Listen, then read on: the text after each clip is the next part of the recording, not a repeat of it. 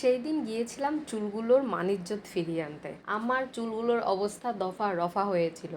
Last ২ বছর ধরে আমি চুল কাটতে পারিনি। লাস্ট ইয়ার তো আমার মাম্মা মামার পেটে এসেছিল, তাই কথিত আছে যে বাচ্চা পেটে আসলে নাকি চুল কাটতে নেই। তো সন্তানের মঙ্গল কামনায় চুল আর কাটিনি, আর চুলের অবস্থা আমার খুবই বাজে হয়েছিল, তাই চলে গেছিলাম চুলগুলোকে মেরামত করতে। আমার এইদিকে প্রসেসিং চলছে, আর পাশের সিটেই দেখি একটা পুচকে বাবু বসে হেয়ার স্টাইল করছে।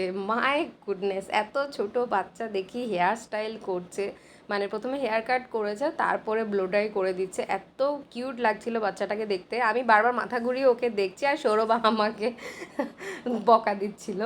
এনিওয়ে, তারপরে এবার প্রচণ্ড খিদে পেয়ে গেছে আমার, আর পালবাবু এই ফাঁকে গিয়ে নিজে নিজে খেয়ে চলে এসছে ফালুদা। আমার জন্য নিয়ে আসেনি, আমার জন্য শুধু চকলেট নিয়ে এসছে, নিজেরটা নিজে খেয়ে নিয়েছে, আবার এদিকে আমাকে খোঁচাচ্ছে আমার থেকেও খাওয়ার জন্য।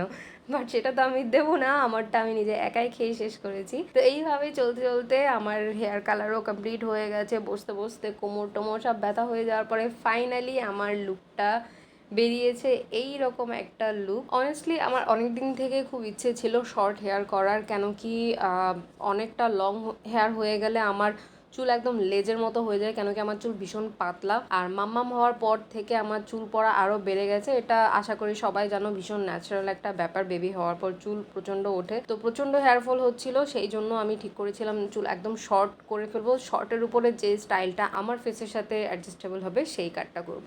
তো এটাই হচ্ছে আমার ফাইনাল লুক। আর আমার হেয়ার কালার কেমন লাগছে দুটো মিলিয়ে আমাকে এই কম্বিনেশনটা অবশ্যই কিন্তু কমেন্ট করে জানাবে।